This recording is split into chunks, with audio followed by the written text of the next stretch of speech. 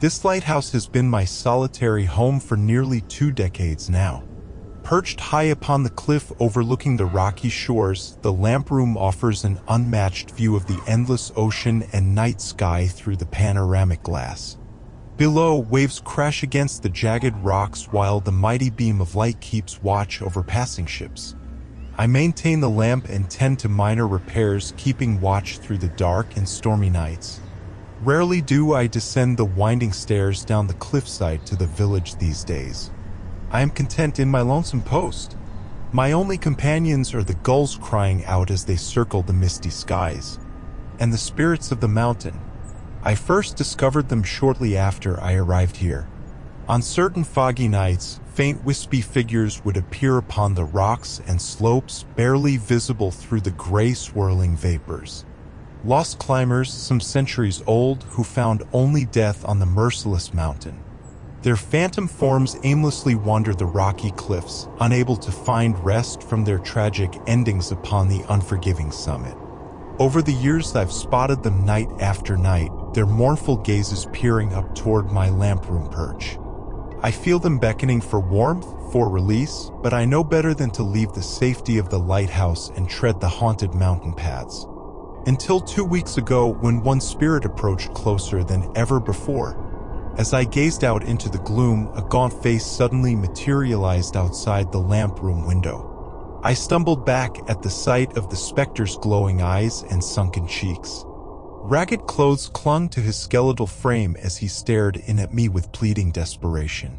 Pressing his foggy palm to the rain-streaked glass, he called out in a voice carried on the howling wind, "Please, you must help me."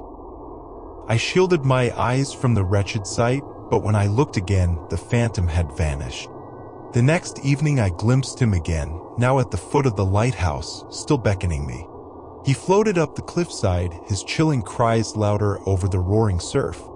"I have waited so long. Please, you must come to me." He raised his arms, tattered sleeves falling away to reveal pale bones underneath before his visage dissolved into mist once more. I should have turned away. I should have ignored his haunting request like so many times before. But this lost soul cried out with such longing, such despair in his sunken eyes. After so many years surrounded only by the phantoms of the cliffs, my curiosity got the better of me. I decided to uncover why this ghost was so desperate for my help.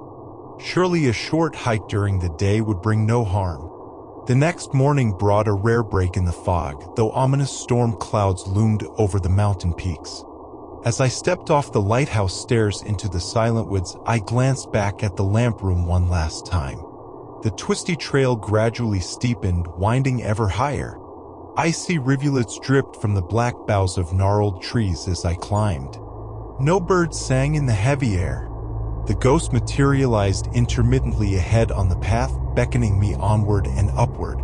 As I ascended, more spirits peered from behind trees, their skeletal faces leering and jealous. I pulled my coat tighter and trudged deeper into their domain. By noon, I reached the snow line.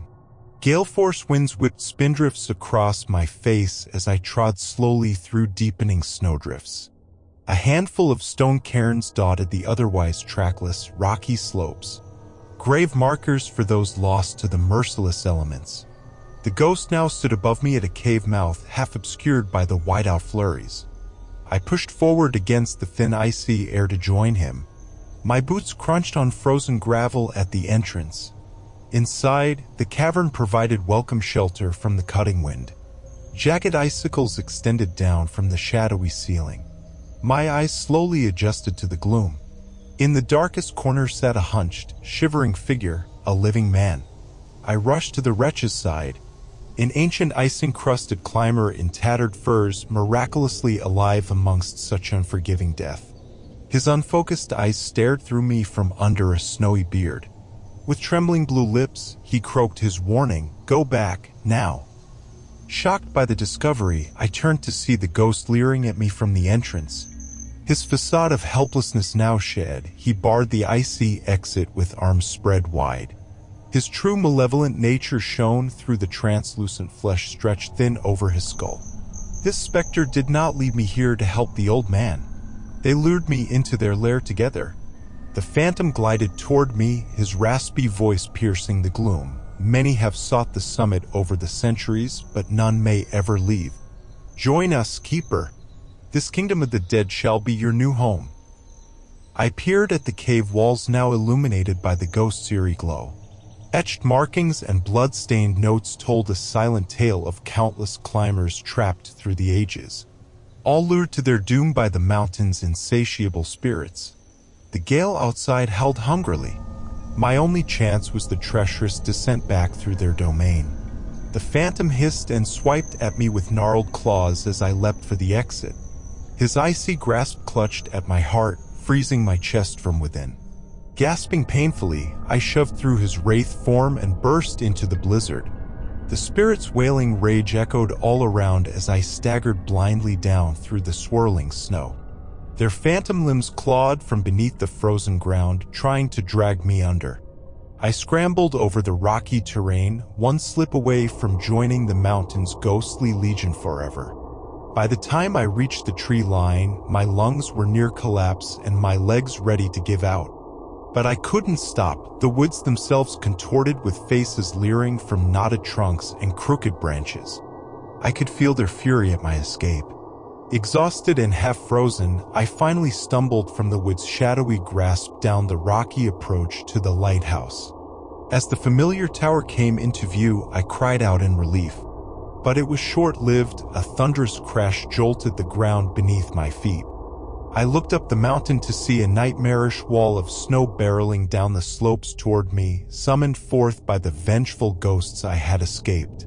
I made a desperate sprint over the last stretch of stones as the roaring avalanche gained speed. Leaping forward, I breached the lighthouse stairs just as the flood of icy death crashed below. The ancient structure groaned under the impact, stone cracking from the tremendous force. Safe at last inside the lamplight's glow, I barricaded the strained wooden door. Collapsing to the floor, I let the warmth gradually seep back into my trembling bones. Gazing about the familiar room, I tried to take solace that I had escaped the mountain's deadly grasp. But when my eyes caught the frost-clouded window pane, a dark realization crystallized: the ghosts were not done with their relentless torment. Dozens of spectral faces howled silently on the glass, clawing at the barrier that kept me from their world. I stumbled back, horrified by the sight. Over the following nights, the spirits besieged the lighthouse without mercy. My lampposts shattered in the night, plunging my chamber into darkness. Icicles pierced through boarded windows and blood seeped from the cracking walls. The ghosts clawed and raged at my barricaded door, promising unimaginable tortures if I dared set foot outside again.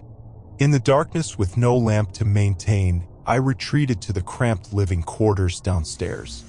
There I subsisted on meager rations by candlelight, my only company the phantom's endless shrieking just outside.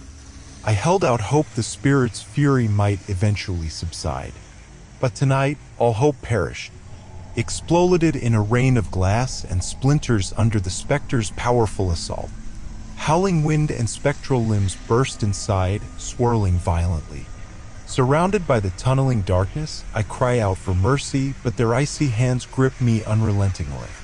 As my flesh freezes to the bone, my spirit is forced from my body to walk the cliffs eternally with the ghosts of the cursed mountain.